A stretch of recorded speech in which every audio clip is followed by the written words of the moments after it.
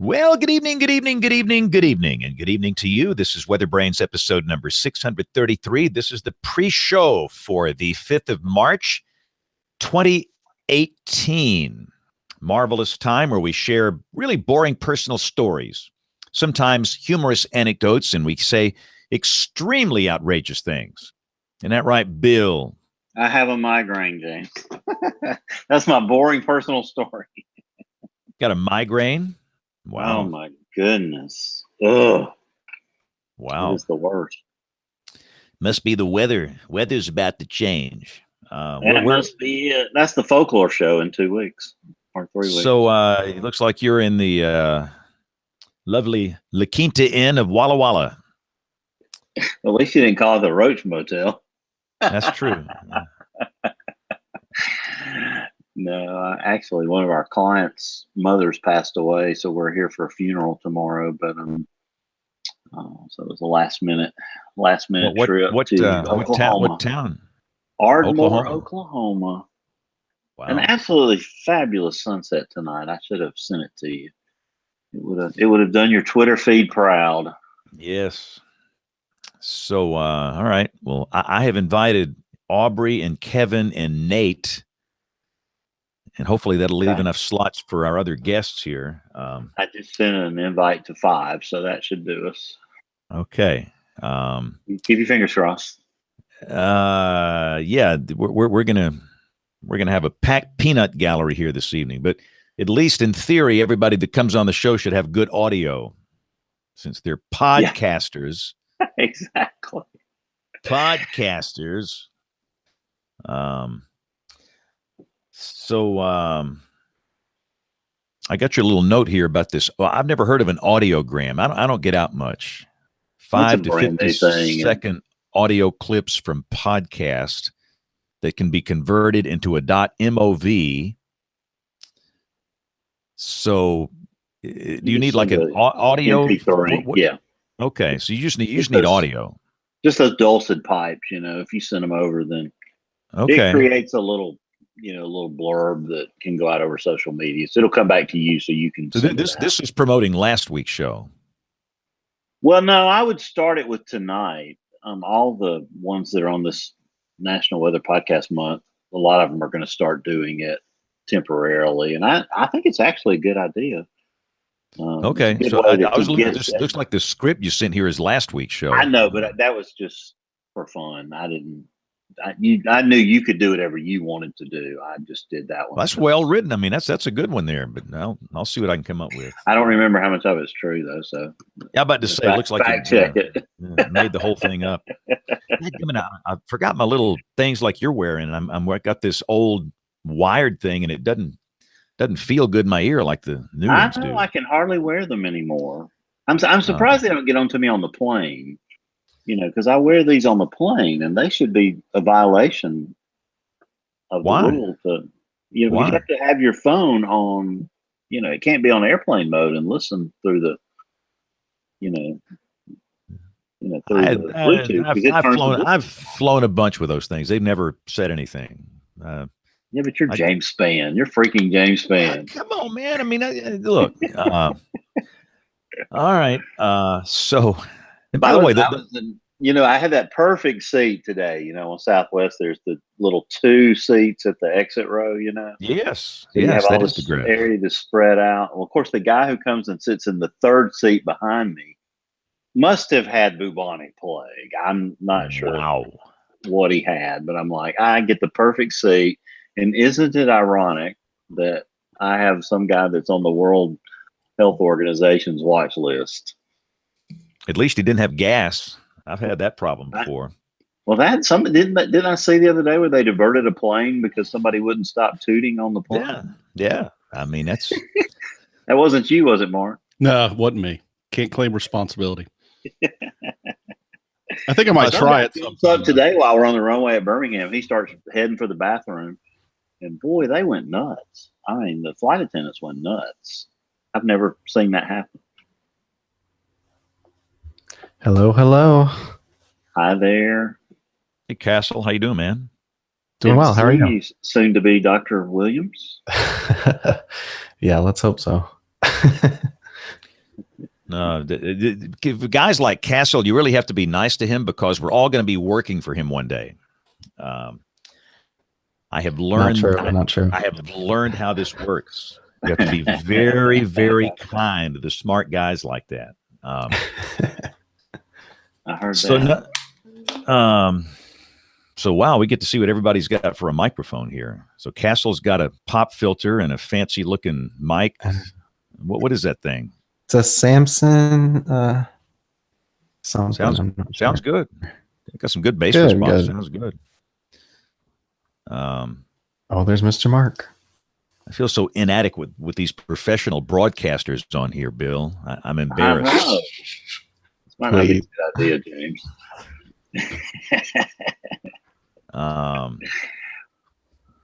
We were the granddaddy of weather podcasts, but now we might be the granddaddy of weather podcasts.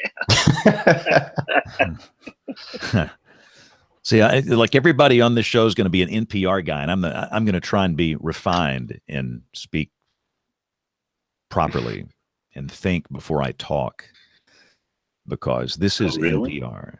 No, I can't do that. I was going to say, I doubt it. I don't have my big fancy mic tonight. I've got my AirPods. They're doing just fine. Yeah, they sound great. Bill, are you in a hotel? I am. I'm in Ardmore, Oklahoma. Is that one of yours? It is. It better be, right? You're not going to pay somebody else to sleep somewhere, are you? You know, that's the hardest thing for me to do, to pay more than employee rate at any hotel. Something I hate to do.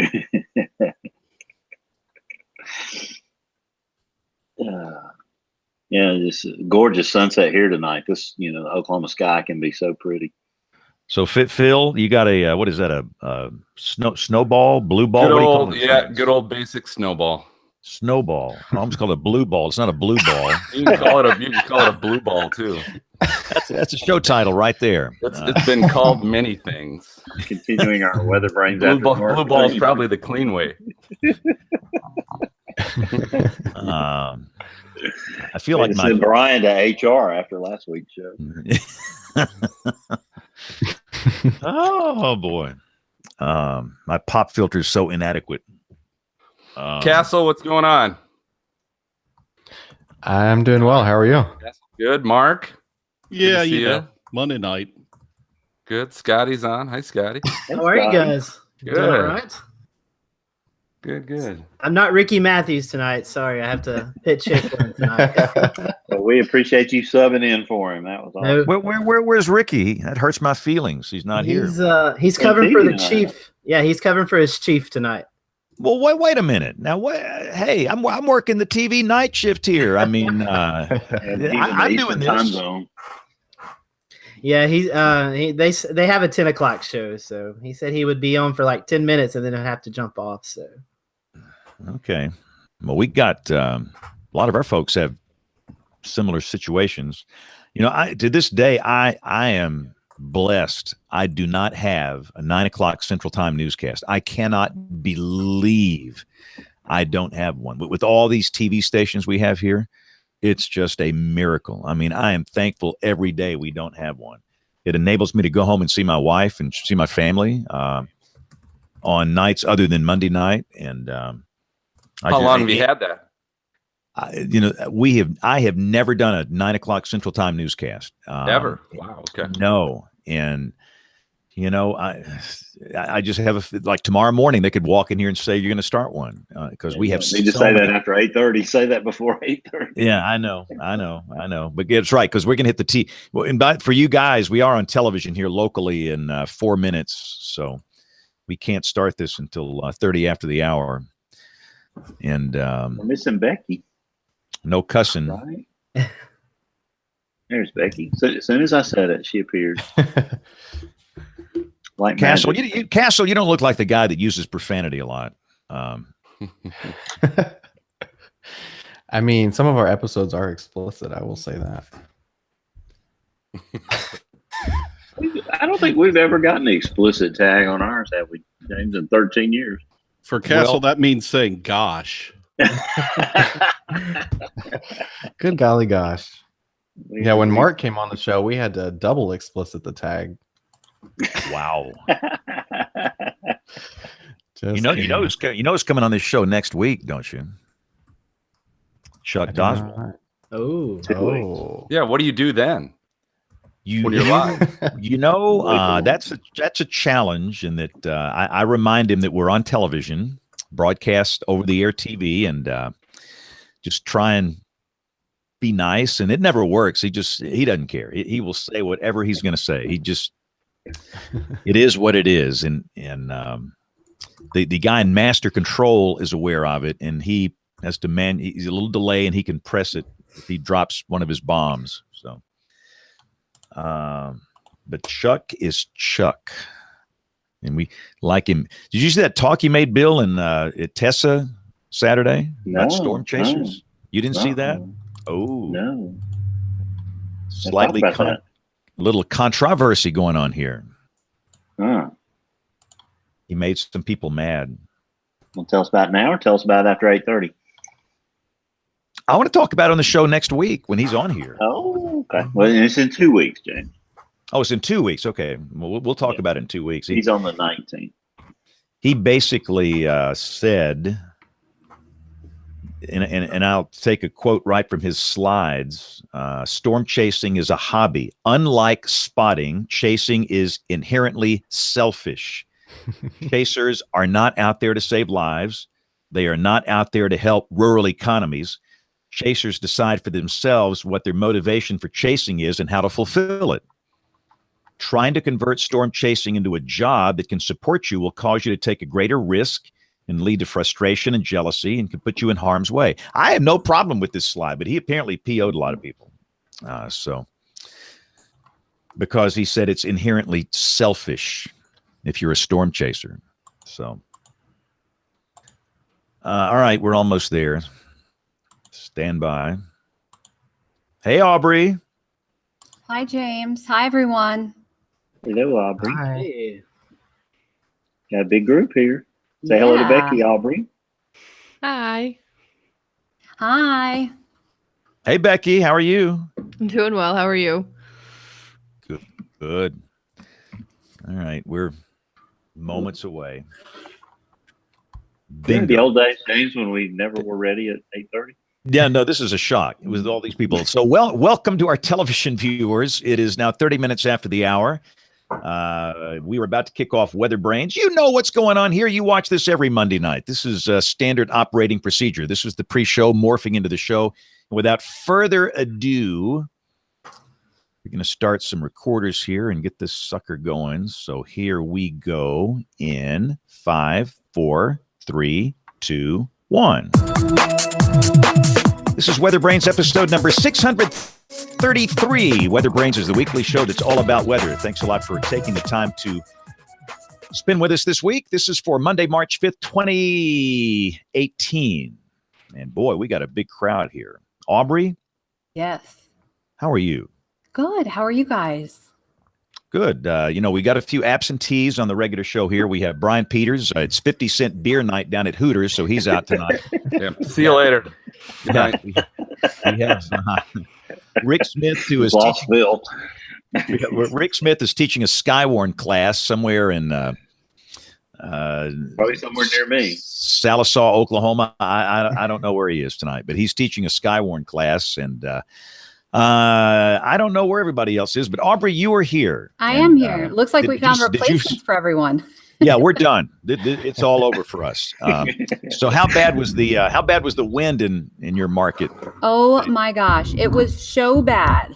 It was so bad. How bad was it? It was so bad that we got some good bonfire wood out of it from a guy who was taking down a tree down the road. So, yeah, it was definitely a very long-lived event. Shenandoah National Park hit. We had a lot of trees down. We had a lot of power outages, but it wasn't like trees crashing like all over the place. Within the exception being the Shenandoah National Park, which is still closed due to all those trees down. But man, it was. I'm just thankful I didn't have any shingle damage. Bear didn't blow away. Always a good thing. That's good. How did the TV station do? Did you guys have to run off a generator? Your transmitter's up on a mountain, isn't it? Yeah, it is. And no problems. From what I heard, I didn't lose power here. I didn't see anything flicker here. We had our peak gust of 65 miles an hour in one of our counties in West Virginia. I still think we had one of our weather stations hit a gust of 59, 45 minutes after the event started. And that was their peak gust. And, at that point, I'm like, whoa, maybe we could see some widespread 70s. And I think we did. I don't think it happened, obviously, where the weather stations were, but I think we did have some 70s. Wow, we'll talk about that in the weather roundup. But Bill Murray, bring in our replacements here. We're all being replaced. We've enjoyed our 12-year run, and we're done. Yeah, what was the football movie where they went on strike and they brought in all the replacements? That's what we've got here tonight. No, really, what's happening, James? This is merger and acquisition and consolidation of the weather podcast industry. We just decided to roll it all into one big podcast, and so 6-hour show. Cashing out our millions here in the next few weeks as we give it over to Apple or whoever. So no, we got a great group. I've never had to introduce 5 people. I'll start with Becky DePodwin. Becky, Ice Station Houseman, welcome to the show tonight. Yeah, I'm actually also going to be representing In the Elements too, if that's cool. That's good. I kind of thought that. I wasn't sure when I looked at the blurb. I thought that's good. We want to hear about that. So cool. I'll ask you right now. Talk about that new podcast that involves the AMS and what's going on with it.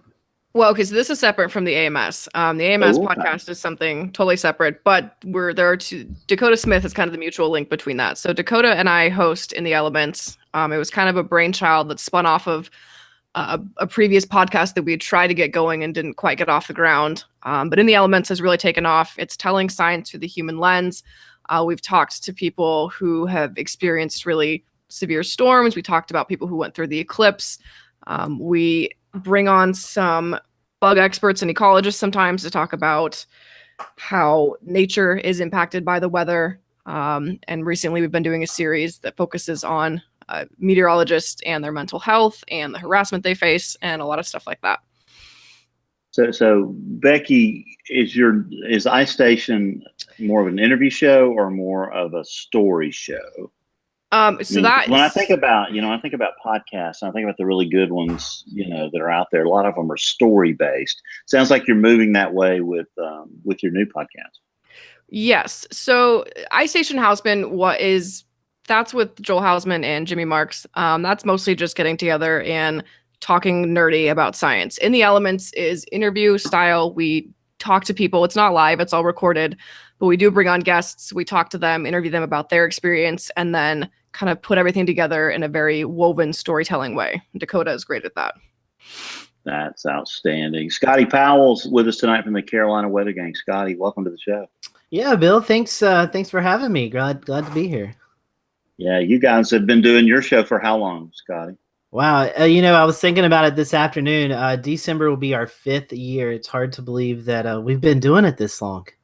And they said it wouldn't last. That's right. That's right. But yeah, we're going on 5 years. So crazy to think about that. That's fantastic. Well, it's good to have you on the show tonight. Thank you for subbing in at the last minute. Ricky Matthews was going to join us, but he has a 9:00 show in the Eastern time zone. So we knew we needed some more representation than that. So he sent you into the battle, and we're glad of it. Thank you. Thanks for having me. And soon to be one day, Dr. Castle Williams. Dr. Williams, eventually Weather Hype is your podcast. How long have you guys been doing it, Castle? So Weather Hype is our podcast. Again, thanks for letting me be on the show. This is like the OG of weather podcasts, so it's great to be here. So with Weather Hype, we've been doing it for 2 years. In a couple days, actually, it'll be our 2-year anniversary. So outstanding. So yeah, just in time for National Weather Podcast Month. It's perfect timing, yes. huh? So exactly. That's awesome. It's great to have you on the show tonight. Mark, you're an alum. You've been here before. I have, Bill. I feel like an old guy, just like the rest of you. And that movie, by the way, was called, oddly enough, The Replacements. Right? Yeah. Well, that's what happens at WeatherBrains when you don't show up for your panelist duty. Well, of course, a lot of our people tonight had other responsibility. So, and we knew we were going to have a full house, so we could only have 5 of us if we were going to have 5 of you. So, Mark, it's nice to have you on again tonight. Thank you for joining us. Talk about what is it about the weather for a minute. Yeah, I guess I'm the only one that's crazy enough to be doing one of these weather podcasts by myself. And I guess what's also a little different about mine is my focus is really not so much talking about weather itself, but how weather kind of intertwines itself into our lives and in different ways. It touches aspects of our lives that maybe we don't think about every day. So kind of bridging that gap between weather and life. Well, it's outstanding to have you with us again tonight. Thank you for joining us. And we appreciate you being here. Thanks for having me. And Phil Johnson, you're in charge of a lot of things, National Weather Podcast Month being one of those. And, of course, the Stormfront Freaks podcast. Talk about your show for a minute, Phil. Well, Stormfront Freaks, we are also, we're just shy of 2 years old, but we claim ourselves as the most entertaining weather podcast on your listening device. But I figured there's no governing body that says we can't, so what the hell? But we like to have fun. That's our show is all about having fun.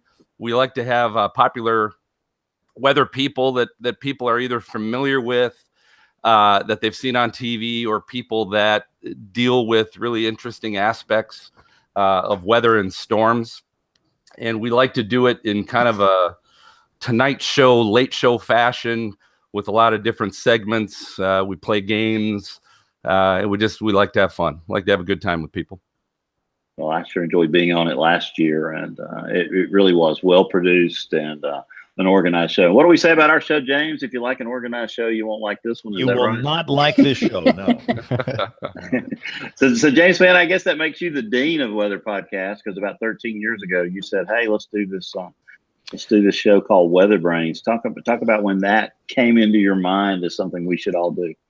Well, look, I'm always an early adopter. I got a ham radio license when I was 14. And when it comes to this, we started this, Bill, I was looking at the actual date. The first show we released was on the 1st of February, 2006.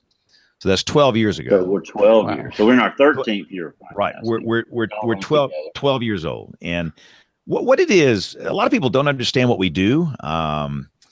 And really, it's a lot worse now than it used to be. But, in 2006, I think back on what the world was like. Twitter did not initiate their service until March of 2006. This was before Twitter. It was MySpace and Facebook back then. Social media really hadn't taken off for the masses. And but the deal was with me, I work a very structured, long day.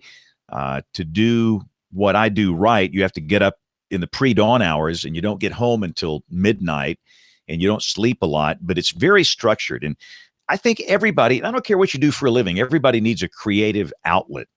You need to just kind of let yourself go. And so one of my friends is a guy named Leo Laporte. Leo did a show on Tech TV for years. Prior to that, it was Ziff Davis TV, ZDTV. Leo's in California, and Tech TV went away. And so Leo just decided to take his products and do them digitally and do it in the podcast format. And so studying what he was doing in California, I thought, this is cool. We ought to do this for weather. So, and I did not want to host it. I have had no training in broadcasting or being some TV or radio guy. I don't know anything about it. So we got David Black, who is a professional, to be the first host, and a bunch of weather people, retired weather service folks, broadcasters, and we got together and we just talked. And I never thought anybody would listen to this.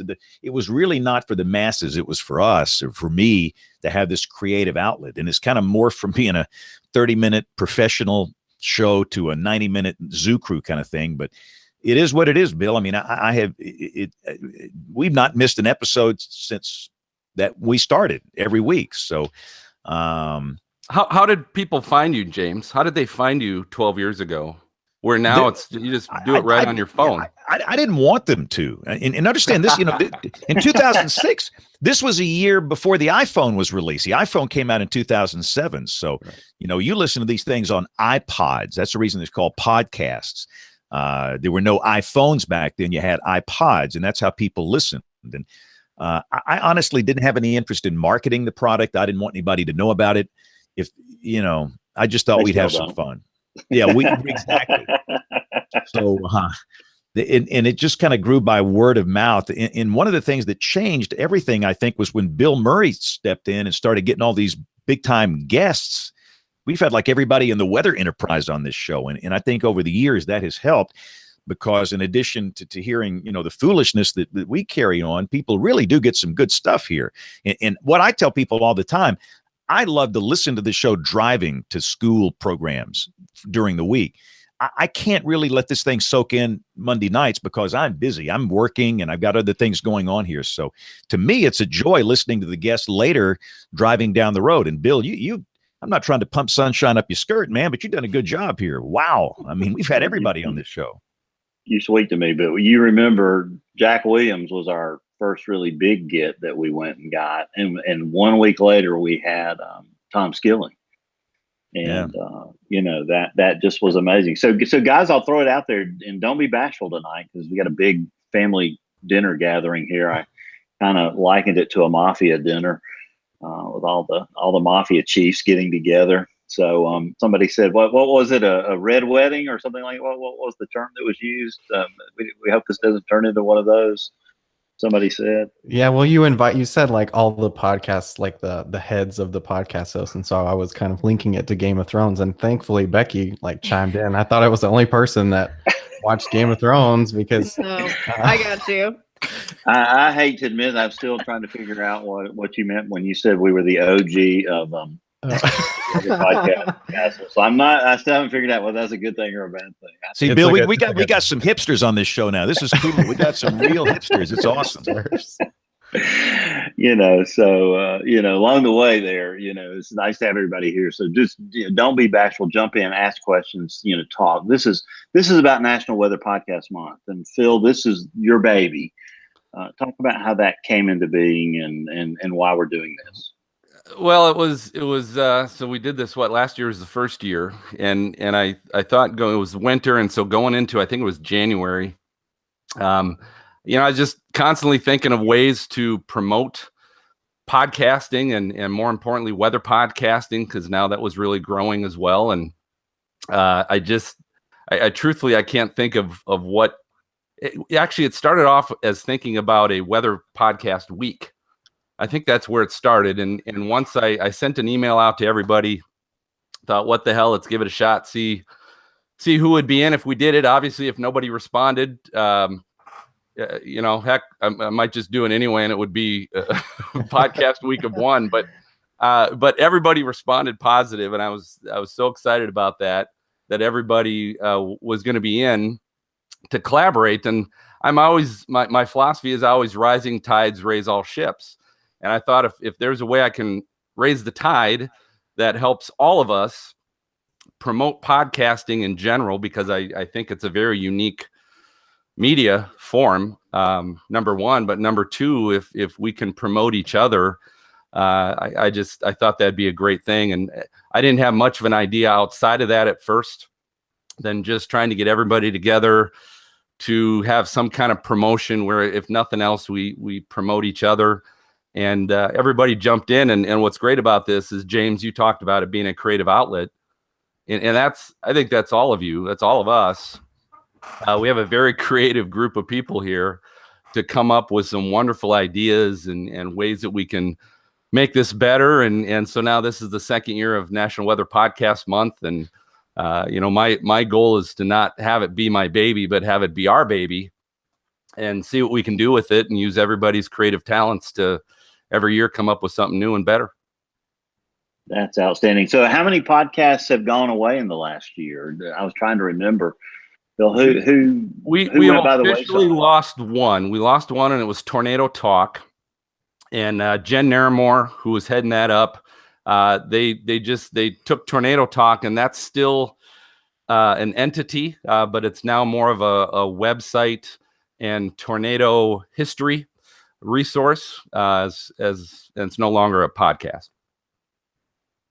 Well, now, James, you mentioned, the importance of, some of the big guests that we've had on our show. Everybody's had a bunch of good guests. How important are those good gets we call that at the top of our brainstorm, that we have on Google Docs, some of the big good gets. Recently, I noticed somebody just had Cantori on. He's always obviously a good guest. Phil, who's been your best guest along the way that you can think of? I'll tell you what, interesting thing. We've had fun with Cantori. We had Ginger Z on in January. We've had Tom Nizzle. We just had Jen Carfagno from the Weather Channel on. Reed Timmer was on National Weather Podcast Month a year ago. The interesting thing, and this is kind of a question for all of you that have guests, but the funny thing is the people that I think would bring the most attention and the most downloads, I'm surprised aren't necessarily the ones that always bring the most downloads and most attention. That it might be some storm chaser we have on, or some photographer that we have on, that which just makes me think maybe they have a big family, so all their aunts and uncles are downloading the show then or something. But it is kind of interesting that the people that I think might have the most attention aren't always the ones that do. Yeah, Scotty, who's been some of your most favorite guests on your show?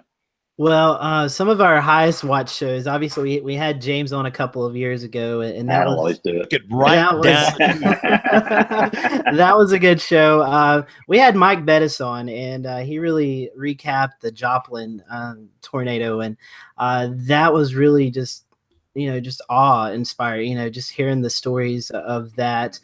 Dr. Marshall Shepard's always been a guest in December. He kind of comes on and wraps up the whole Weather Enterprise year, so those are good. We had Cantori on back in November, so we've had a lot of good guests, but like Phil was talking about, some of our other shows, we had the national president for Kokoros on our show, and that show really went well. It had a lot of response to it. We've had several different shows that we wouldn't really anticipate having a big following, but they have. We had the 45th Weather Squadron on. They were talking about what they do and how they forecast for space launches and stuff, and that was another big draw. So big guests are good, but also some of these shows that we don't expect to have a high return in, but we really do. Yeah, it really is amazing. I sometimes walk up the stairs at the end of the night, and tell my wife will say, "How'd it go?" I'll say, "Well, it was the best show ever," and it might have been. I thought the show last week with Greg Bant for us was a great show. Talking about the GOES and JPSS satellites. So I love it when I walk up the stairs and say, "Yeah, hey, it was one of the best shows ever." And a lot of times, Scotty, you're right. It's somebody who maybe is not as well known in the Weather Enterprise. So that's always a lot of fun. So, Castle, how about you? What are some of your favorites? Well, I think with us at Weather Hype, we try, since ours is more of kind of a social science kind of a focus on our podcast, we also try and highlight voices that are not always heard in the Weather Enterprise. And so we try and get students on so that they're kind of telling us what they're doing and how they're impacting things, but also bringing in those social scientists like Tyra Brown and Laura Myers to kind of really convey what the research they're doing now and how that's kind of impacting our community, but also larger than that and more like impacting the society and at large. Yeah, that's really cool that you have. And of course, we have our own Kim Kloko now, who we've added as a panelist. Scotty, y'all added my friend Eric Procius, didn't you? Yeah, we've actually added 3 in the past couple of months. Erica has showed up. Ashley Morris, she's an emergency manager in Texas. She was a guest, and we liked her so much that we invited her back. And then just recently, we added Jordan McLeod. He's a climatologist at the Southeast Climate Center, just outside of Chapel Hill. So Jordan has joined us back in late January. So I think we're up to 8 panelists now, which kind of holds our hands back with getting several different guests in on the same show, but that's a good problem to have. We're not complaining at all. Yeah, a lot of folks tonight were selling their seats on here because they knew this was going to be a good show. So Becky, how did the name Ice Station Houseman come into be? So Joel's wife would always complain that he kept the house too cold. And so she would call it Ice Station Houseman. And so then they spun up this whole sort of fictional story that Ice Station Houseman is in the Antarctic, and we take a hyperloop down to Ice Station, and that's where we film the show. And then he's this eccentric billionaire. It's silly, but it's funny. I always wondered what the source of that name was. I didn't believe what you had on your website, so I'm glad I didn't fall for it. So that's pretty cool. So yeah, I know when I was on your show, you had a drinking game, Phil, for Stormfront Freaks, and I thought that was interesting. I bet some of our other podcasts probably do that privately. What you do publicly? Well, we have a problem on our show. No, we the only time we've officially had a drinking game. Oh, that's the time I was on there. Okay. Well, no. So we've threatened to actually start and publish a drinking game for our show, but we had Gary England on from Oklahoma, and he actually has a published Gary England drinking game, which was really good. So that was the game show that we played with him, was to have him guess how many drinks each of his famous lines might be worth. And so his goal was to guess, okay, if he said tornado warning in whatever Potawatomi County or whatever it is, he had to guess, was that like 1 drink or 3 drinks? And so that was the game we played with him. But we've just decided probably in the last year that one of the best ways to introduce the co-host voices, because we're video, but we also obviously do an audio podcast, is to introduce the relaxed nature of our show and find out what everybody's drinking. So we'll go around and see what everyone's drinking, and there'll be anywhere from a glass of water to a pint of something or a mixed drink of something. And it's always fun, loosens people up. And we tell our guests, Bill, just like we did you, it's digital, so we don't have a real green room, but if we had a green room, the fridge would be fully stocked. So help yourself and come prepared. Probably with help. And Aubrey was on the show too. So. I was, and I think I was working that night, so I could not partake in any drinking festivities. Right. But I made up for it afterwards. Good for you. You talked about drinking because she talked about her Chili's experience. So at least we talked about it. I was a bartender for a long time. I know you have a question, Aubrey, and I want to get to you next. But let's let Scotty ask tell a good follow-up story here for Gary England. Yeah, Phil, you were talking about Gary. So it was probably we was a year and a half into our show, so still relatively new in the weather community. And I met up with Gary out in Oklahoma City at a severe weather conference and asked him to come on the show. And he's like more than happy to come on. So he gave me his phone number, and so to set up everything. And so I called Gary and answer. He says, "This is so and so from Best Buy," and I'm like, "I'm trying to get in touch with Gary England." He said, "I'm sorry, son, you've reached Best Buy." And I was getting ready to hang up, and he finally joked and laughed and said, "No, this is really Gary. How can we get this set up?" So Gary's a great guy. He's been on our show 2 or 3 times, and just a fantastic guest, and always a joker. Gary England is. He was good too. We were trying to do a sound check. He had the worst time with his sound check, and so on the night that we actually recorded, he showed up with those PlayStation gaming headsets with the earphones and the microphone. That's what he showed up with, and it worked just fine. And he looked like he was ready to play some Battlefront or something. But yeah, it was good. No, I had a question. I was kind of, it's kind of back to the, where James said, he didn't want to be found as far as a podcast. And do you guys do any sort of marketing kind of social media? I guess, how do you kind of get the word out there? Are you actively trying to get more viewers and stuff because of all this money we make off of this?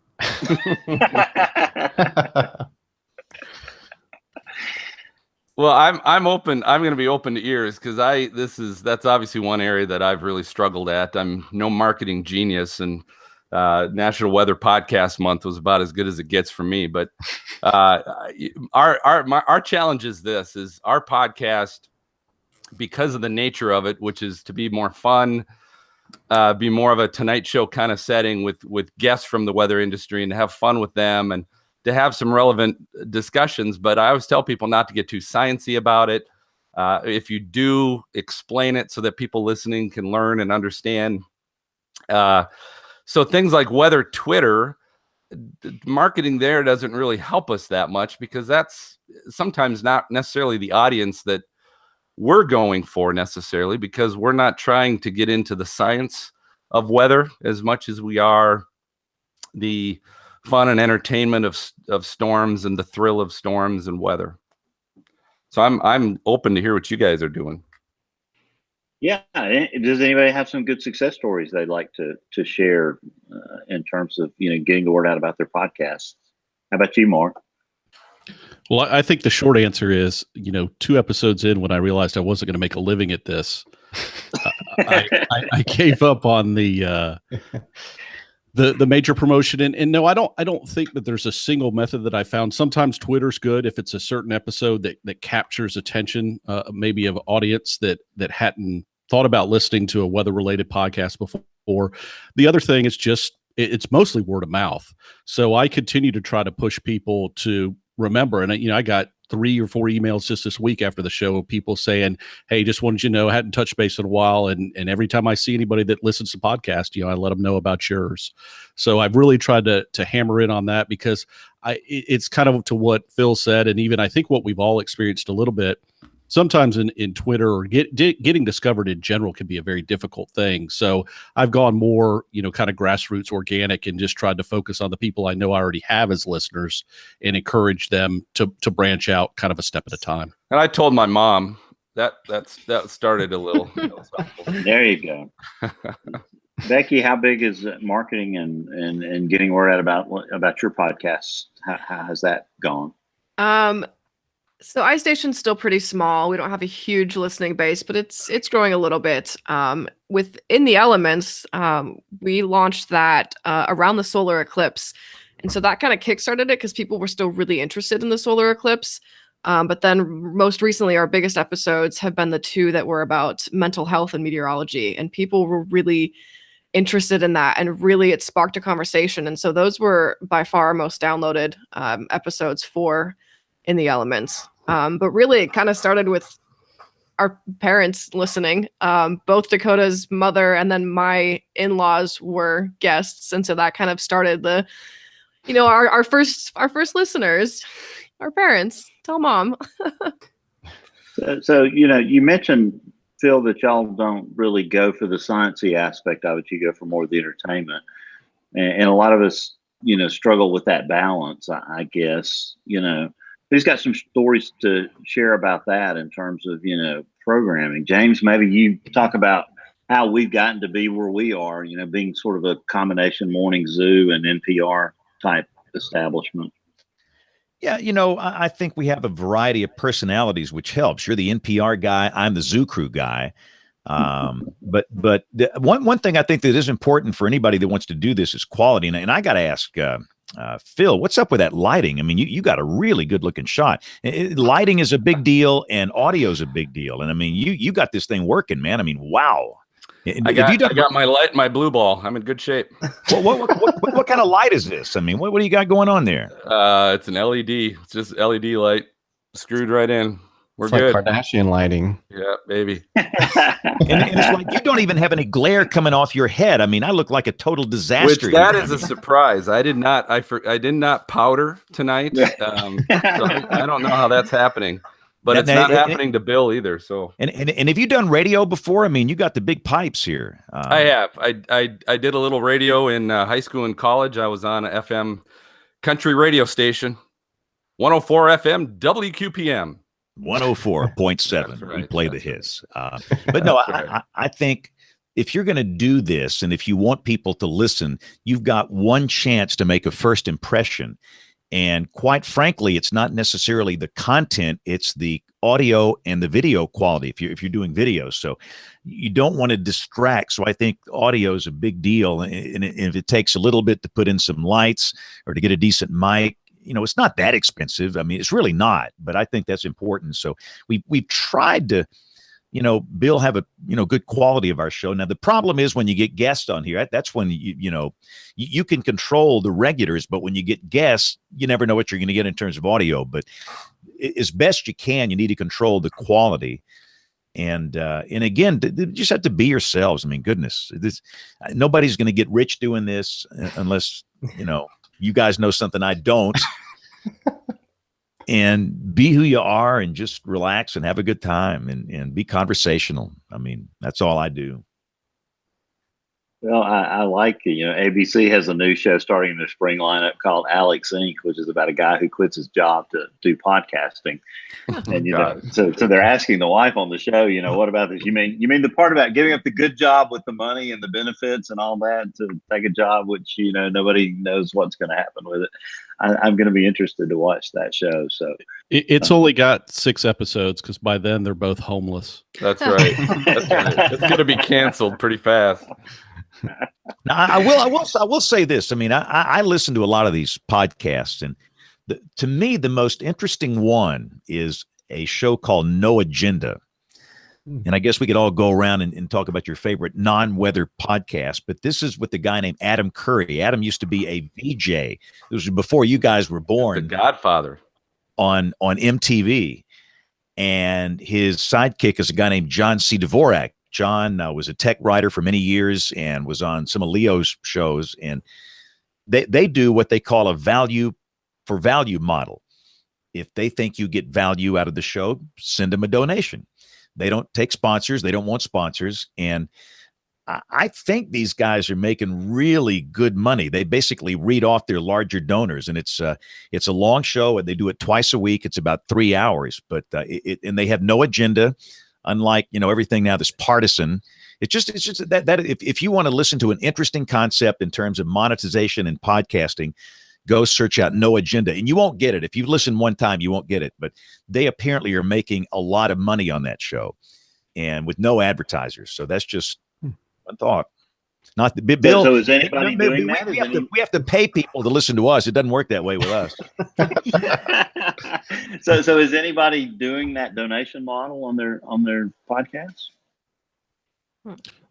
We do a Patreon page. I mean, my goal has been, since I knew I wouldn't make money, is just to kind of keep it cost neutral. And so I push it enough to get a few donations. We don't have a lot, but we have enough to where I'm not losing anything to do the podcast. So I'm comfortable with that. Yeah, we have a Patreon page as well, and like Mark said, not enough to make a profit, but it helps pay the subscriptions that we need. We have a link. We have a link to donate, and I'm still waiting. Still waiting.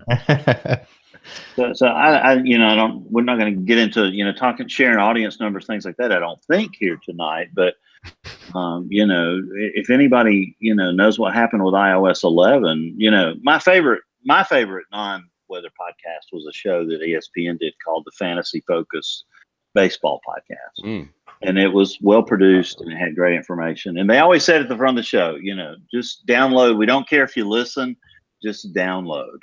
And that changed with iOS 11 because now, I guess people's podcasts were filling up their phones like crazy. So Apple sort of changed the model a little bit.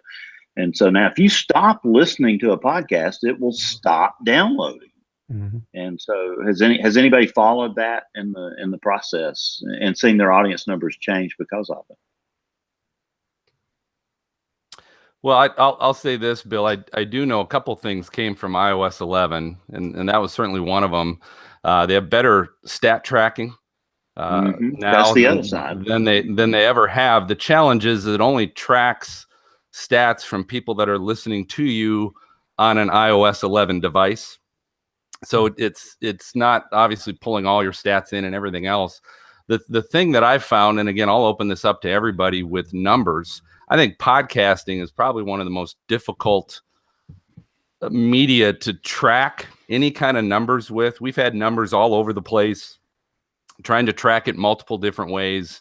The one thing I have heard is that a lot of the podcasting hosts, things like Spreaker and Libsyn and Podbean and Blueberry and all these podcast hosts are trying to come to an agreement with kind of what's considered a download and what's not. And again, I'm not the technical guru for our show, but that's one thing that I've noticed has changed our numbers.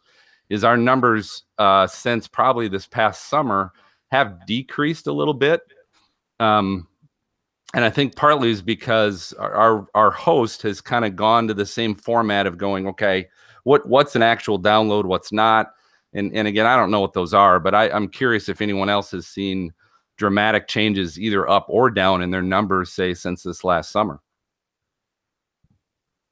I'll throw a little bit out there that I certainly saw a shift. And I don't do hosting with Blueberry, but I use their statistics. And so I followed what they were telling, they started putting up warning signs that you would probably see a decrease in your numbers. And I think some of it is also just the way the technology was working in things that were counting multiple times that maybe were really just a single download.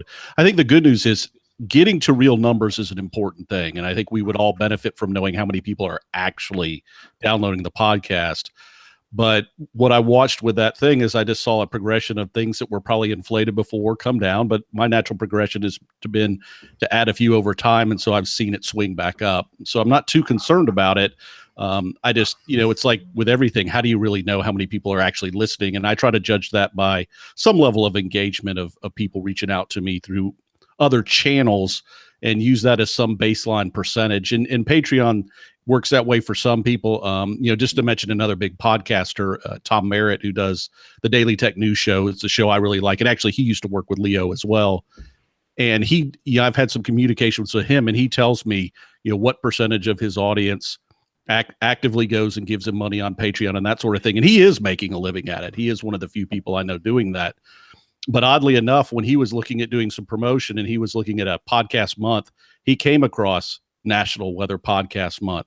And you'll be glad to know that we are the only people doing a National Weather Podcast Month.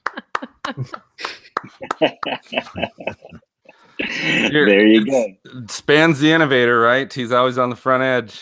Oh, yeah. Right here, the cutting edge. Yeah. There you go. So, Castle, you had raised a couple of issues in our email discussions back and forth about audience. Anything there you want to ask of the group? Sure. So we've kind of been touching on it, but something that Min and myself have been kind of struggling with is who we want our audience to be. So originally we wanted to have more of this general public kind of audience, just some random person off the street that's interested in weather but not super into it. And so we were trying to figure out and kind of ask you all who, maybe one, who your audience is, and two, how do you reach out to that specific audience? I know some people are specific, like weather enterprise, weather community folks, but then others, kind of like Becky and Dakota's new podcast, In the Elements, is more of like a kind of NPR, or anyone can pick it up and listen to it. So just kind of pull for ideas, because we want to reach a larger audience, but we're not really sure how to do that right now. Well, so let me just say this. Our case is odd, Castle. My boss, and understand my primary job, I work at a TV station, and I have a responsibility to handle my duties here. But the boss came to me several years ago and said, I like that show, WeatherBrains. I'd like for you guys to do a video version so we can put it on the digital weather channels we have. And boy, that changed everything. And I don't know if everybody here does video or not, but what happened with that was that we went on local television here, which we are on right now.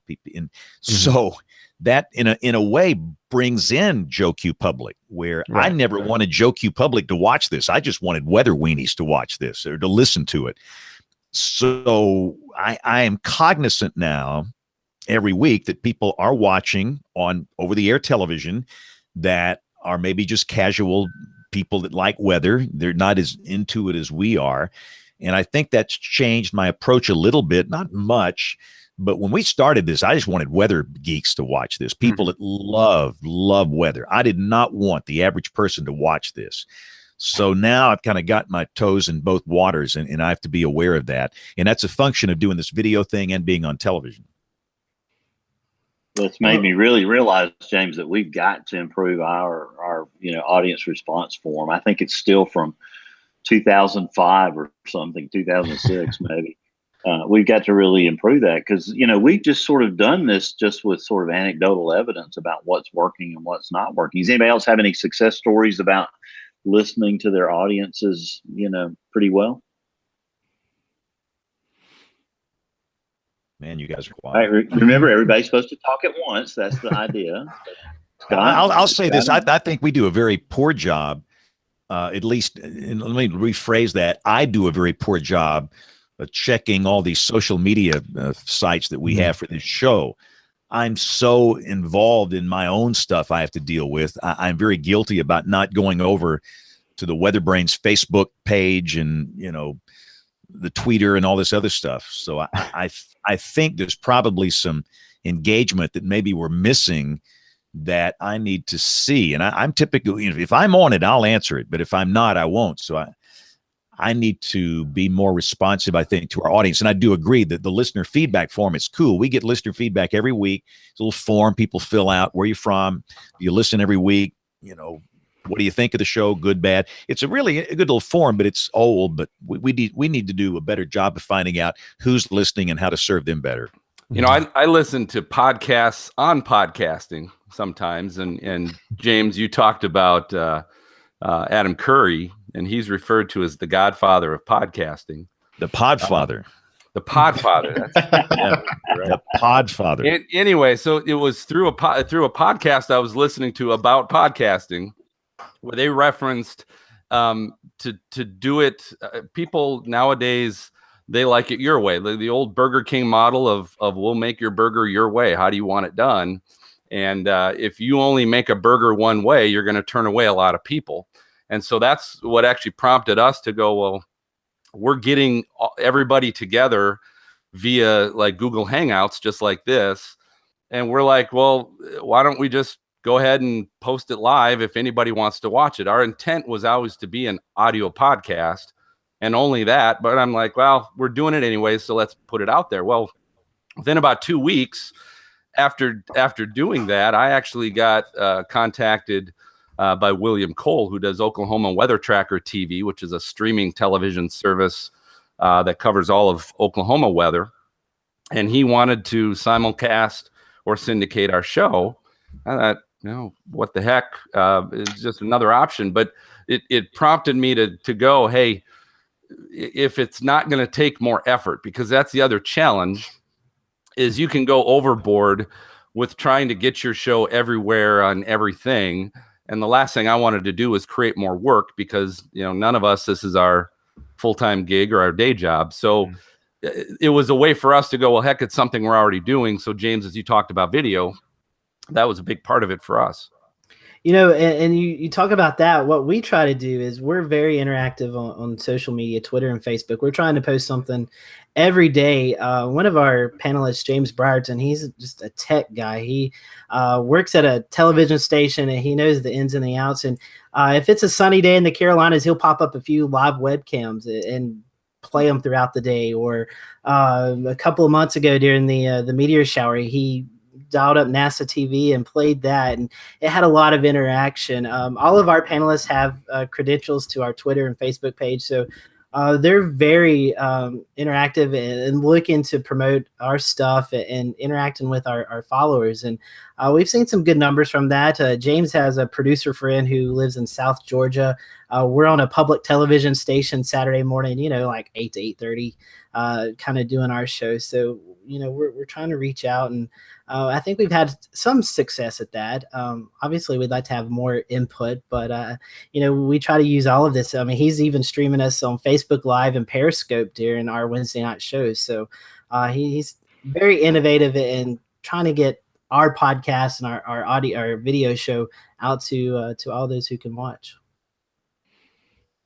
So James, when I was looking at audience numbers a week ago, one thing I didn't consider is how many people watch us live on BigBrainsMedia.com.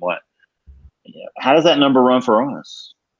I don't know. I mean, I'm what's funny, I do this show and I really don't know if one person's listening or 50,000. I have no idea. We just do the show, and maybe we should be more focused on that. But I do think we should know the audience a little better and be a little more responsive, perhaps. But again, at this point, Bill, we're 12 years old. We are what we are. I mean, Yeah. the one thing we don't know, how many people watch us over the air, because it's on the .2s. It is not on the main channel, of course. So we those are not rated. I have no earthly idea. And to get these numbers, like I say, it's a bunch of hocus pocus. And we have seen the numbers on Libsyn. We use Libsyn, and they've come down. We used to be here, and now we're here. And I think there's these changes in metrics that you guys talked about. Mm-hmm. But then you got to go to Stitcher. Stitcher, I think, downloads one file, and then they serve everything. And you got to go get numbers from these guys. And it's very complex to keep up with these numbers. If we were trying to monetize this, I'd worry about it. But all of us have jobs, and I don't think anybody has had any interest in monetizing this show. And we know we're not going to make a living off doing this show. So I just don't worry. I just worry about trying to provide good content and talking about things sometimes where we need to talk. Some of the shows we've done are pretty serious. I remember, Bill, the show after the April 27th, 2011 tornado outbreak. That was a hard show. And I don't think it was a good show, but I think it was important. I don't agree with everything everybody said. We were very emotional, and I'm sure we all said something that we shouldn't have said that day. But I was so stinking glad I could come to this microphone and talk that night. You don't know how bad I needed to just talk. And I feel like if I need to do that, I can come on here and do that without anybody saying anything. There's no boss looking over my shoulder. There's no consultant over here telling me what to say. So in that way, it is very refreshing to do this. What days of the week was that outbreak, James? April 27th, Bill, was on a Wednesday? It was Wednesday, a Wednesday, yeah. Wednesday night, because we had church services going on. So it was a Wednesday. So the show after that event was on the Monday following that. And so you did it. Okay. Yeah, we had tough. we had about 5 days down. The death toll here, was 252 in this state alone, and I chose not to discuss that publicly for 6 months. I had nothing to say. The only thing I had to say was here, because I just had this outlet, and there's going to be other times like that in the future. And I look back on all these episodes. For us, this is number 633. We've had some just really, stupid, idiotic shows we've done. We've had some really serious shows we've done, some really bizarre shows we've done. Goodness, just go back and watch 404. I'll leave it at that, Bill. Just go back and watch 404, and somebody explain that one to me. Infamy. Yeah. That's a good show. It was bizarre. Yeah, that's definitely one of the shows that will go down in history for sure. So Mark, we all participated in your survey that you did back last year, and that made its way into some AMS presentations. Talk about that survey and some of the results that you came away with sure. From that. Yeah, I'd be glad to. And I was back on the show in the fall, so I think most of the audience has an idea, but just generally speaking, it was looking at the role that Weather Podcast plays in relationship to the Weather Ready Nation Ambassador Program. So during this month last year, we all had the opportunity to be encouraged by Rick Smith to become Weather Ready Nation ambassadors. And I think most everyone did. I'm not sure, if 100% uptake on that. But the idea was to try to get a sense of, okay, has that meant anything? And the survey results, thanks to folks like your audience at WeatherBrains, we had a good response. It was done during the month of December, so I'd never count my hopes too much when you're trying to do something when you're competing with people shopping and holiday travel. But, I went to the AMS meeting and was able to present on it, and had a chance to meet folks like Castle and Min there and a few others. But the long and the short of it, I'll give the brief version, and we can dig into it where people want to, is overall, people think very positively of podcast and the role that we play in educating them, not just on the science and not just on, the impacts of weather, but how to respond during dangerous weather situations. They rate us generally higher than just about anything but a National Weather Service website. And probably I guess the most interesting thing that I walked away with is the other thing is most of our audiences don't listen to more than one of us. So they find that one of us works well for them. And, some people listen to more than one, but it's just also a reflection of we've all got these different podcasts and they're all a little different style. So we tend to end up with, in a lot of cases, with different audiences as well. Now that which I'm interested in that, Mark, because I guess my question would be, are they aware? Which that's the hope with the Weather Podcast Month, is that we make awareness a little more out there. But Edison Research, their study on podcasting, the average person that listens to podcasts listens to 5. That's the average. So I was interested to hear that number then. Yeah, and so we didn't ask specifically, are you aware there's more than one weather podcast? Sure. But I guess the counter would be to that I agree that I think the average hours from some of that same research was up to 7 hours a week or a month or whatever the total was, I forget. But I think it also reflects that people pick different subjects. So they have a weather podcast that they go to, and then they have maybe a technology podcast they go to, or a no agenda podcast they go to, or whatever it is. So we become one of the mix, I think, is what often happens. So Mark, you had one question that related to whether, Weather Ready Nation ambassadors, which we all believe in, 7,000 strong now. I was talking to Doug Hildebrand today, about how things are going with the WRN. You mentioned that, we don't mention that very often on our shows, but that we sort of live it, I guess. I explain that better than what I just said. Yeah, that's an interesting way to, I guess, phrase it. I think we don't think we mention it, but our audience thinks we do. And I think that's also a reflection. And that was kind of measuring, was our audience seeing things through the same eyes as we saw it? We tend to believe we don't say it that often or mention the Weather Ready Nation program that often. And then, as I was thinking about it, even going through that survey, I realized that me thinking about it in advance and mentioning in advance is very different than me casually mentioning it. So where I may plan it and mentally think about it only once a quarter, like with the spring right now, with the big spring announcement, I may mention it at other times and just not have thought about it. But that may also reflect that our audience just knows us enough as Weather Ready Nation ambassadors that when we mention something that's related about being safe, they just assume we're mentioning Weather Ready Nation or something from the program. Now, you had another paper at AMS about education and using vlogs and podcasts. Talk about that for a second, Mark. Yeah, it was interesting. I had a chance to teach a class this fall on weather, radar and satellite technology. And one of the things I was going to be doing during the fall was attending the NWA meeting where I met you, and I had an opportunity to try to incorporate some of the GOES, our technology that was going live around that time. And so what I tried to do was leverage, I was going to be out of the classroom, but I literally recorded a podcast while I was at the meeting with some of the information from the presentations there, uploaded it, and allowed my students to digest that. And then we covered it more, and they were instructed to ask questions when they came back. But it was an example, I think, of how we have this medium available to us. And it was perfect for me because I didn't want to miss the NWA meeting, yet I didn't want to shortchange my students. So it kind of gave me a way to combine both. But in investigating, and I am finding that there were more instructors that are now using podcasts as a technology, a lot of times to complement what they're doing. And that was one of the things from the survey is had a really interesting responder say, you're infinitely available. And I think that applies in the classroom as well. If someone's got a difficult topic or something they need to go back to and listen to again and again, a podcast makes that real easy. That recording's there. They can pick it up when they're not asleep in the classroom at 8 a.m. and they're studying at night, and they're alert and awake and can, complement what they're learning in the classroom with other tools. Bill, let me ask you a question, because I know you were very into the National Weather Association and what's the event, the community event that you guys host? The Weather Ready Fest. Yes.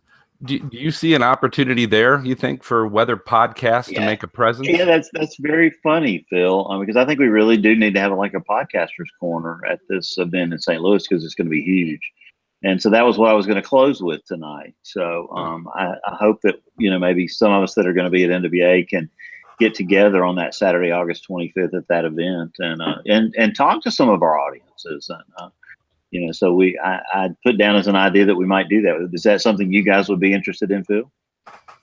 That'd be great. I don't know if I'm going to make it out there personally, but we have at some of these, Ohio State actually does a severe weather symposium, and I just asked if we could get a table there every March And so now the last 2 years, including this year here, we'll promote National Weather Podcast Month at that event. And I every time I hear Bill, you talk about that, I'm like, God, that sounds like a perfect opportunity. I think so. Absolutely. So Scotty, can we count on you being in the podcast corner at NWA? I think Ricky's going to be there. I won't be, but Ricky will be there, and I'm going to volunteer for him right now. He's going to be there right by your side, Bill. There, all right. That's what I want to hear. So, Becky, can we get you to the NWA this year for Weather Ready Fest? I will have to let you know, but I have to say I love the idea, and I think it's great to get these kids interested in weather by having them listen to podcasts and really just become educated and learn, in a multitude of ways, because we all have different styles. So it's a fantastic idea, and I'll support it even if I can't come. Good. Castle, I'm sure we can count on you to be there, huh? We'll see. I usually go to NWA, but my funding runs out this summer. So hopefully if I can get some more funding, then I can come back. But Min and I actually had a table at the AMS student conference where we were able to kind of advertise and pull people in a little bit. So that was kind of cool. So I think that idea will definitely translate to Weather Ready Fest as well. Add a Patreon option on your show to help fund. Go fund. There you go. Yes. Well, I'm really excited to announce that we have signed FedEx. On my dissertation. Exactly. We've got FedEx and PNC Bank stepping up to the plate for the Weather Ready Fest. So it is official and it is on track. And there are about another 4 or 5 sponsors that are making a decision here in the next few weeks. So Weather Ready Fest. Did you ask them if they could sponsor 8 weather podcasts while you were at it, Bill? Well, there was a rider in their contract, James. They just didn't know. They talked about that inclusion rider last night at the Academy Awards, and there's a podcast rider that's on their contract. So they just didn't know what they were signing. So anyway, guys, anything else you guys want to ask or throw out to the group, or ask James, or ask any of us? I will ask this: have anybody had those of you that have guests? Have any of you had challenges getting anybody from the Weather Channel? Ever have a challenge getting them on your show? They always have to ask permission. It's sort of like they do. They ask mom. We have been hit or miss with our guests from the Weather Channel, and some that come on get their hands slapped after the fact. And I didn't know if that was just because they didn't want them on that podcast that likes to drink. Or if it was something to that, I wasn't sure. No, I think we broke that for everybody, James, somewhere along the way, probably. When was that night we had the tallest hog in the trough down there on the show? What was that guy's name? David Clark. Yeah, he ran the joint, and then somebody cut the lights out on him. And remember, he said, "I just lost his job." But no, we had him on the show, and I thought he did a good job. He answered some very hard questions, and I thought he was great. So I don't think we've had any problems, have we? No, we've been able to always give them. They just have to get a note from the mom before they come on. So, all right. So it's our show. Recently, I think our show is hard because we record so late at night. And, especially for the National Hurricane Center people, that's been our biggest challenge, has been getting them on board because they always want to record in the daytime. And we're like vampires over here on WeatherBrains. Does anybody do a show during the day here? Or are we all doing this at night? No. We kind of record whenever people can. It's kind of all over the place. And is anybody doing more than one show per week? Is anybody doing 2 a week? Mm-hmm. Good God, are you serious? Too much.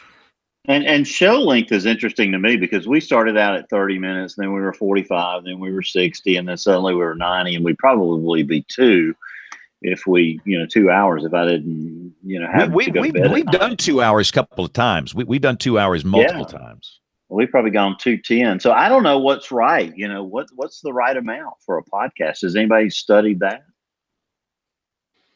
I know there have been lots of studies, and everything I always hear is there is no right answer. Everybody likes to think in this day and age, everybody wants the quick, short stuff.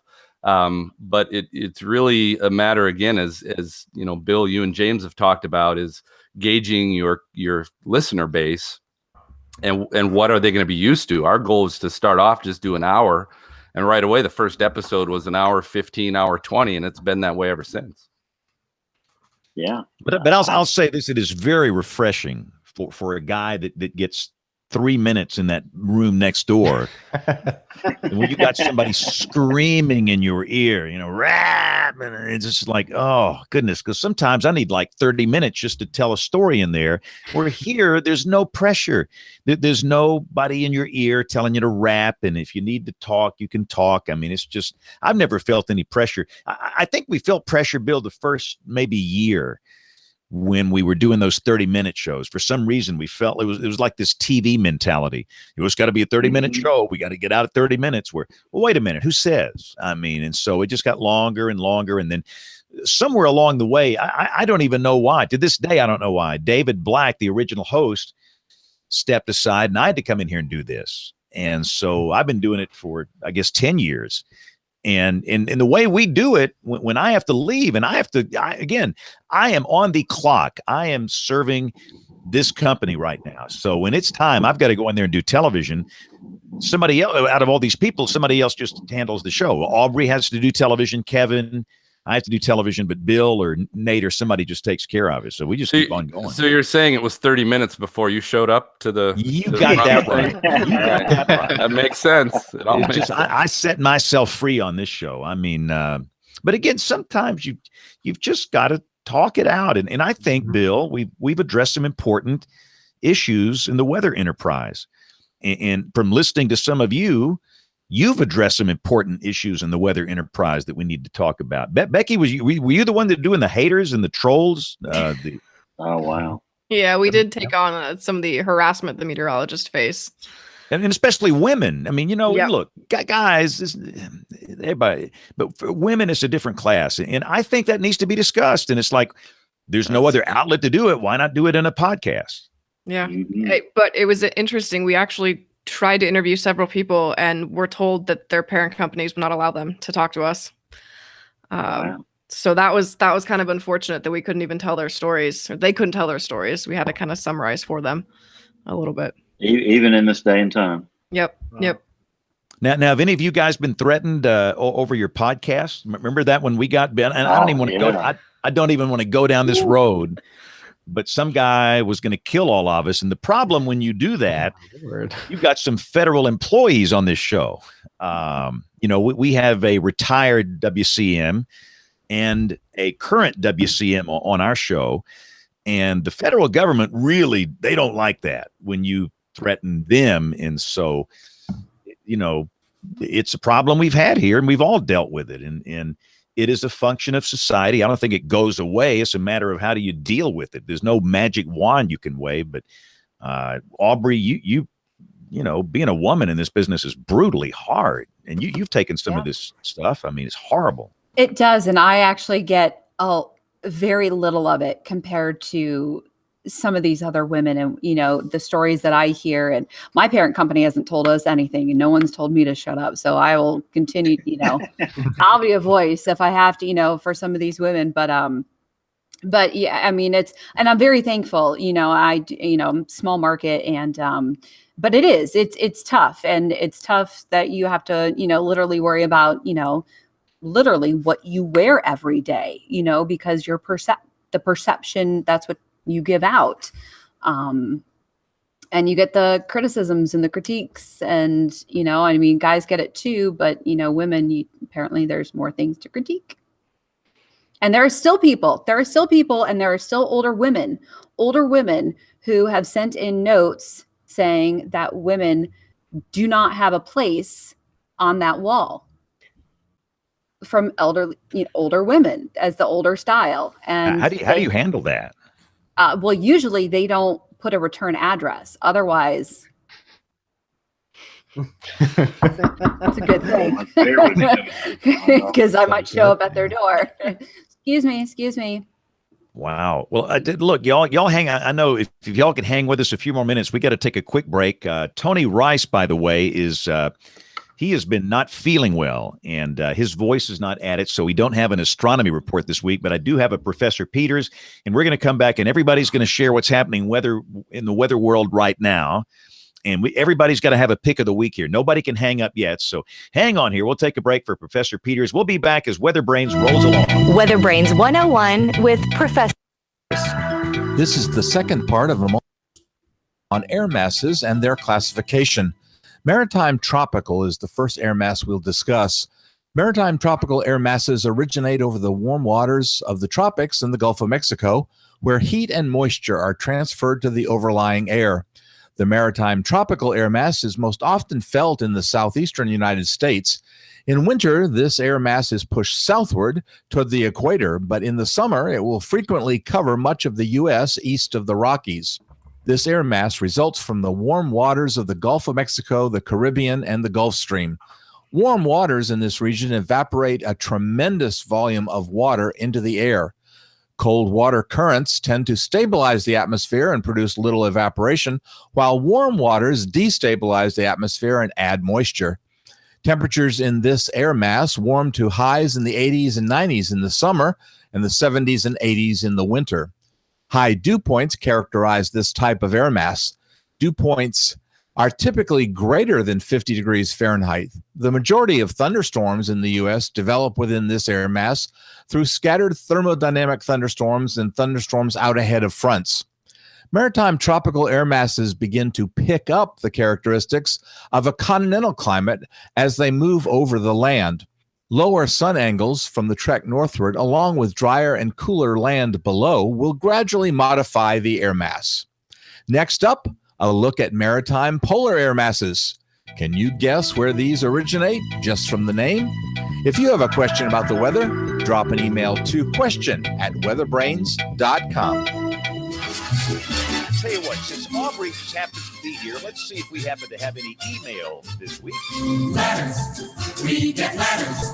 We get stacks and stacks of letters. Let's take a look. I have unprepared. I'm sorry. That's okay. I was like, oh, everyone's going to do their picks, and all right, we'll just push email away, and we've got important stuff. I'm so sorry, but whenever I see you there, because for those that don't know, Aubrey is like me. She lives in the television world, and she has to do an 11 o'clock in 20 minutes, and she can't make it to the end of the show sometimes. So when she is available, we like to bring on her email segment. She is the email officer for this program. Let's see. I do have a listener survey response from Faye from San Jose, California. We do have some meteorology schooling, and we appreciate you finding our podcast. We appreciate that. And we got to get more people from California on this show. Yeah, I need a good really range. Let's see. Yes, we talked about that. The app from Tarmo. And then someone said, let's see, Jay said, I just finished listening to episode 605 from last August with Craig Fugate toward the end. The conversation about becoming disruption in the TV industry reminded me of an article which he might find interesting, how compression threatens old industries. So we'll have to check out that article, but we appreciate the email and the listener survey response. And if you have an email, you can send it to us. email@weatherbrains.com. Don't have any from tonight. So that's all I have. So follow us on the Twitter and the Facebook too.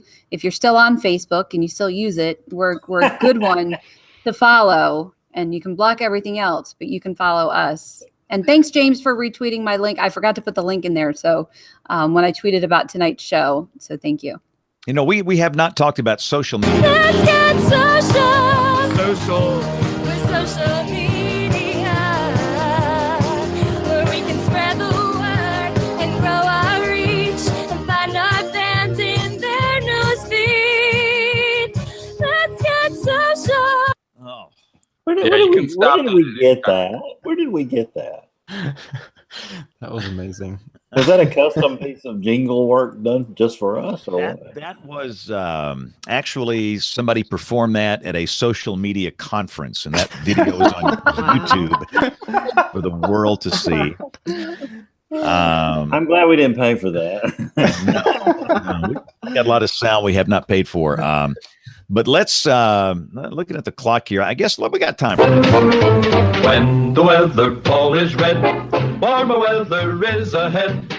When the weather ball is white, colder weather is in sight. When the weather ball is green, no change in the weather is foreseen. When colors blink by night or day, precipitation's on the way. All right, March 5th, 2018. Let's do a weather roundup. Goodness. Castle, we'll start with you. Dr. Castle, what's the weather like in Georgia? It's going pretty well. We have some showers, I think, are heading our way tomorrow, but we've been in the high 60s. I think we're dropping into the 50s later in the week. But so far, so good. We had a little wind with the wind event this past week, but all in all, pretty darn good. All right, Phil, you got to be in Cincinnati. Everything you see in your set is Cincinnati there. I am in Cincinnati. Yeah, we today it was just short of 50, partly cloudy, and the good news is we were far enough south of the low and nor'easter that came through, so we don't have any snow on the ground. We're in good shape. Awesome. All right, so let's see, Scotty, what you got? Well, here in the Carolinas, we're expecting the good old wedge tomorrow with some temperatures in the 40s with some rain showers, maybe even a few snowflakes flying in the North Carolina mountains later on this week. And I will say, Aubrey was talking about the high winds up in her area. Grandfather Mountain this past weekend peaked out at 102-mile-per-hour wind gust. Love Grandfather Mountain. So that was the big wind getter here in the Carolinas. But wedge day tomorrow with rain, and then we clear out for a few days, and then more rain over the weekend. So Aubrey, you're just up the road. You've got another nor'easter knocking on the door, huh? Yep. So we'll kind of get a little dose tomorrow, just with a little sleet, probably some snow showers Wednesday, mixing in with a little rain, and then we got to watch the weekend. I haven't even been on Facebook to look and see what those crazy people are posting about that. So I literally said on show, I think I said, like, whatever you've seen on social media, just ignore it. We'll figure it out. Don't worry, Aubrey. We're all in alert mode already. So. Oh yeah. You know what? I actually have felt better about it this year because I don't look at it. I don't pay attention to it. I just tell people have been claiming for months that we're going to get a big snowstorm. What have we seen? Mainly sleet events. We've had like 4 inches this year. So, oh well. But yeah, I feel better about it. I haven't stressed, haven't worried about it, haven't looked at it. It's great. Sometimes when you dip into the face bag, it is bile and weapons grade ignorance, in the words of Tony Rice. All right, Mark, what you got? Well, take whatever Castle said and move about 70 miles west. And I think that's what we got. Nah, not too much. We're just reminded that winter's not quite over. But, we've had that typical Georgia end of winter season where it's 80 one day and 40 the next, but nothing surprising. And Becky, you're out in Colorado? What's going on out there? I'm actually in Pennsylvania. Well, that's close enough. I was windy in both places, so. Wow. So how much snow are you going to get? Sadly, maybe an inch. We're just probably about 50 miles west of that delineating heavy snow line, which I'm bummed because I'm not ready for winter to be over yet. I want the snow, but we're gonna miss out this time. So just cold and wind. Wow. All right. Yeah. This is a very interesting month. I mean, March for us down here in the Deep South is the wildest month of the year. We're coming up on the 25th anniversary of the great blizzard of 1993. And everybody in the eastern part of the United States has a memory of that if they're old enough to remember it. And we had convective snow, hurricane force wind gusts, whiteout conditions. In some parts of the state, 2 feet of snow. And understand, we're down here in the Deep South, and that's a generational type storm. And goodness, some people had no power for weeks. And this was mid-March when the flowers were blooming. And goodness gracious, so it had been 75 degrees the Tuesday before that Friday night. Yeah, I remember. We were crazy. We had the old DIFAX charts. the MRF was rolling in. You'd watch that thing coming off that machine. Remember that wet paper that would come off of those things? And, you were looking at that thinking, ooh, wow. But, really, it was fairly well forecast, but nobody paid attention. I mean, nobody in their right mind would believe. And I think going into it, we said like 8 inches, and we wound up with 13 in Birmingham, and then 2 feet in some spots. But anyway, 25th anniversary is coming up, and but anyway, we got to move on here. Let's do picks of the week. And Bill, I hate to do this, but I got to do this because I'm the lead tonight because we have thunderstorms. I'm turning the floor over to you for everybody's pick. Oh, that's awesome. And let me just say this on a logistic point. Brian is not here, so if everybody could send their pick to email@weatherbrains.com, our producer can get them in the show notes. Outstanding. Well, it's been fun having you be part of the show tonight, James, as on the other side of the digital mahogany table. Thank you for participating tonight. So, Aubrey, I guess you can't talk right now, can you? I see your mute button. I'm here. Can you give a pick of the week? I can. So I'm doing we call these TSRs, which is a sweeps piece. And mine airs tomorrow night. Very excited. And it's about the weather history in the Shenandoah Valley. We have the oldest cooperative network station, the oldest continuous cooperative network station in the state, like 3 miles outside of Harrisonburg. And it is the third oldest continuous co-op network in the country, which is so cool. And there's so many great stories, and it started basically right after the Civil War ended. And now I lost so when we were looking through some of this stuff, I had the great-great-grandson reading some, cool things, and we found April 9th, 1918, a blizzard and an earthquake. And it turned out the earthquake actually originated about 30, 40 miles up the road. And it's just really cool summary. So that's is a geological thing with the blizzard and the earthquake. And over 4 days, it was like 12 inches of snow. So just cool, geeky weather stuff. Yeah, people probably thought the world was coming to an end. Probably, yeah. Yeah, today's the anniversary of a significant tornado that moved through Jefferson County, Alabama, touched down near Bessemer, and then moved into some parts of Birmingham, which don't usually see tornadoes, at least in our recorded history. Mountain Brook and Homewood, suburbs of Birmingham, I've seen F3, I've seen F4. I think Grisula said it was an F3, but I saw on one of the tornado Twitter feeds today that it was an F4, so it could have been. So who knows? Weather history is very interesting. Becky, do you know? Hey, Bill, one thing. Do you know that they are planning on reprinting their book? Somebody said that on the show a few weeks ago, and I'm really excited about that. I believe 2020 is what she told me. Mine is held together with green duct tape in honor of the original green cover. I called it the phone book of tornadoes. You can't get that thing on eBay for less than several $100. Yeah, $700. Yeah. So it is an amazing book, and I'm proud of mine. I think that something happened to all the original glass plates or something, or whatever how that book was put together. So we've never been able to have Grisoulis on the show. Have any of you guys ever had Tom on your podcast? Nope. All right. Well, that's the most important get. So the first one to that, Jeff Habey gets the pot of gold. Yeah, that's the other one. Anybody had Jeff Habey? We have reached out to Jeff, but we haven't been able to sign the deal yet. Yeah, I liked his response to me. Why would I want to do that? Because you're a legend. So if you couldn't get him, Aubrey, nobody could. I know. We'll chalk that one up to the lost column. So Becky, do you have a pick of the week for us? So this is kind of weather adjacent. It's the 5 reasons to keep daylight saving time that have no science to back them up. It was written in Forbes. It circulated weather Twitter a little bit. And I just found it really fascinating because there's all these reasons that I actually thought were true. And it turns out they're just complete myths. And the guy that wrote it said that he changed his mind and he now opposes daylight saving time, which I think is really fascinating. So that's my pick of the week. Good. Well, it's been nice having you on the show tonight, Becky. Yeah, thank you so much thank you for having me. And you got 2 podcasts. You're multiplying now.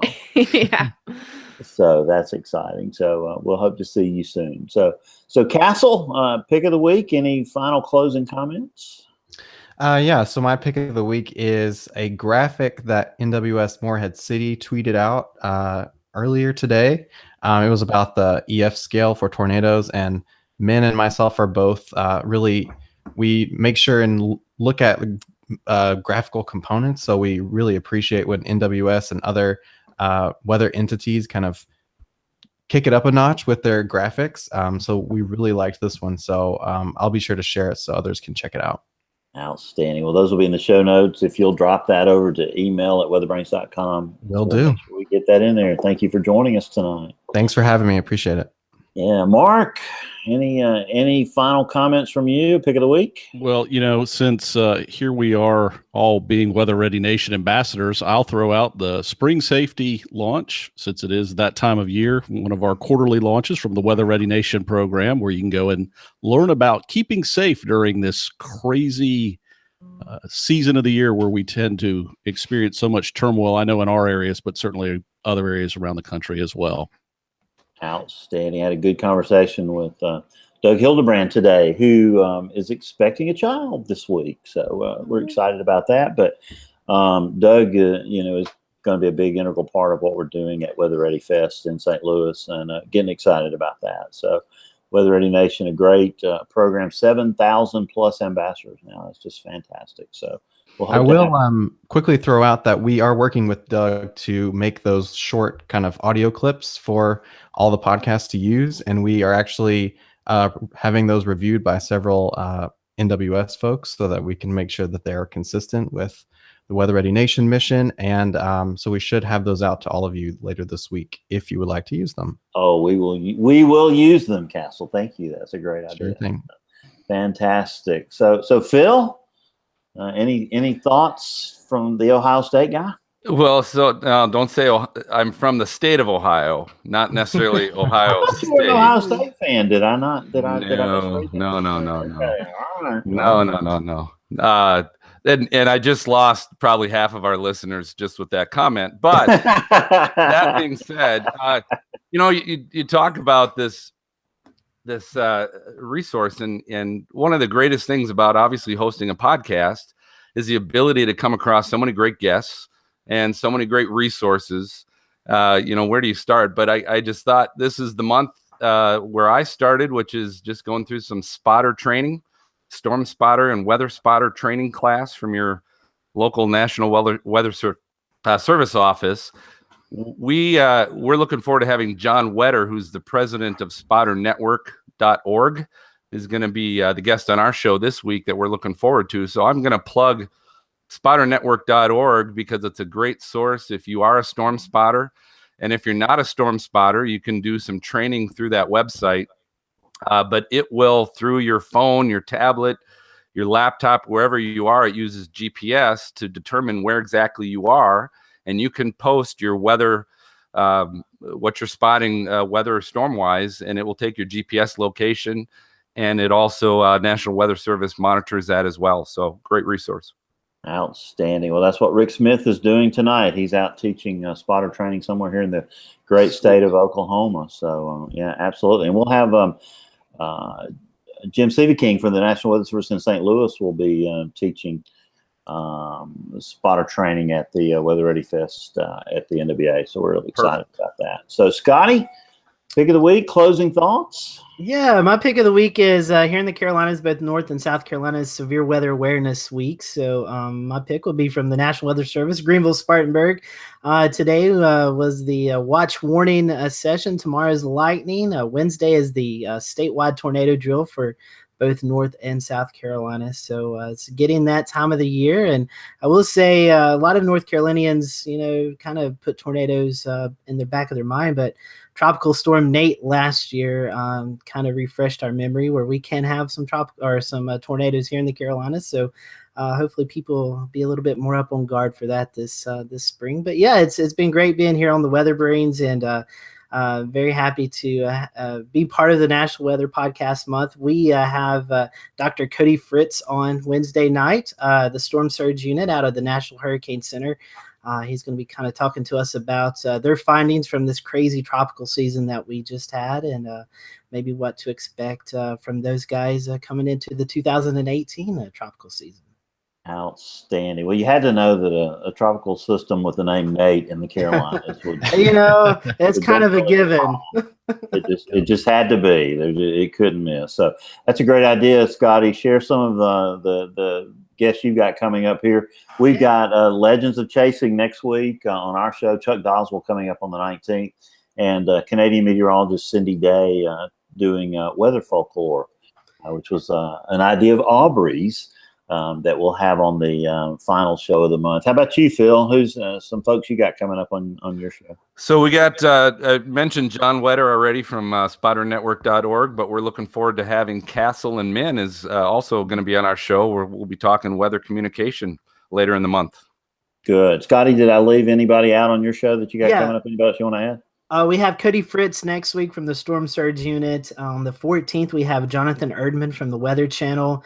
The Weather Junkies will join us on the 21st, and we're finishing up the Weather Podcast Month with Todd Lindley.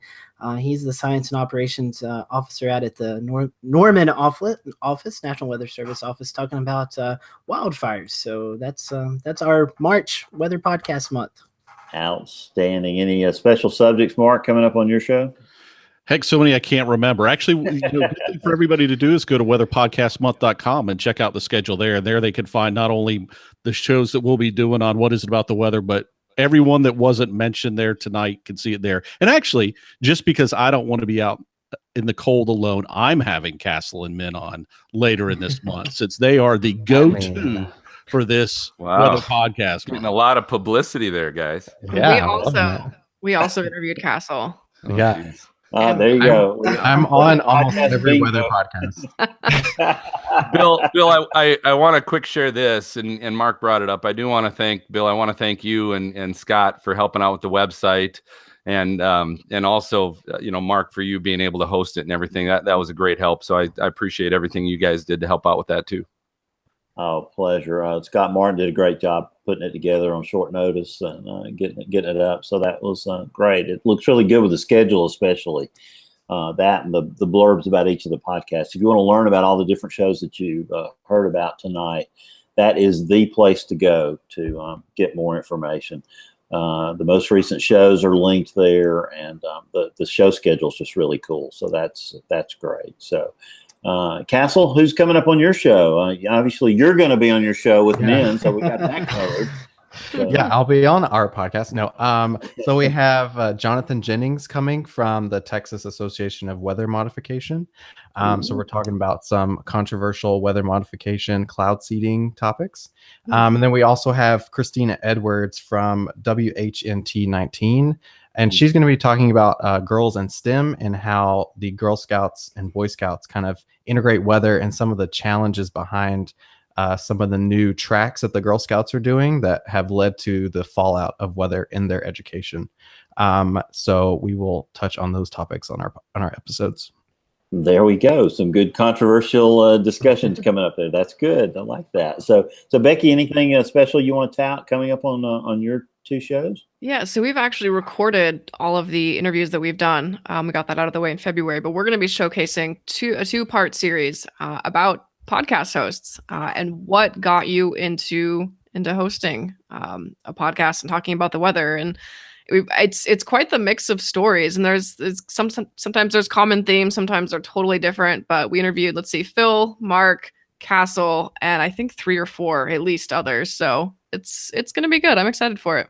That's exciting. That's awesome. Yeah, and you got 6 here tonight, but there are 3 others that are part of National Weather Podcast Month. So get over to the Weather Podcast Month. That's the .com. That's the site that has all this information on it. But WeatherBrains is the weekly netcast that's all about weather. It's been great having all of our friends and associates on here tonight. But each week we have great WeatherBrains like you've heard here tonight on the show. And we love doing the show. Have been doing it for over 12 years now, and have enjoyed every minute of it because of the great camaraderie and the great topics and the great science that is meteorology. But we do the show usually on Monday nights for the most part, and we're on most of the podcast platforms that you've heard about. And hopefully with all the great ideas we've shared tonight, some new ideas will find their way to each one of our podcasts. But until next week, when we'll have all the great legends of chasing on WeatherBrains and all the other great shows that are represented here tonight, this is Bill Murray saying God bless and have a great week. All right, guys. Thank you so much.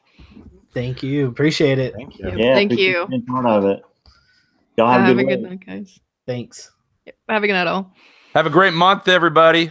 Rock and roll. Yeah. podcast mode. Castle, we've still got to get you on Carolina Weather Group. I know, you're right? the only one. Can we make it happen so we can do like a full sweep? We'll make it happen. We'll Okay. make it happen. Thanks. See you guys. Appreciate it. Yeah. Thanks for everything.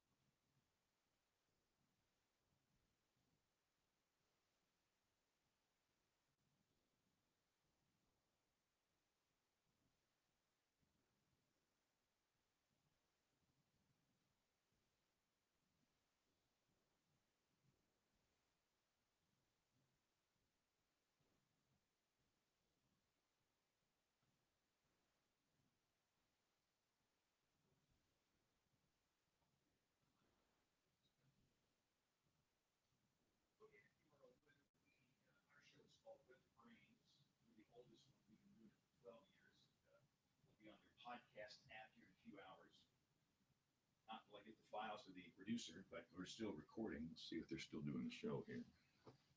No, they're done. How many people are still watching? 14 are watching nothing. So let me turn on the camera here.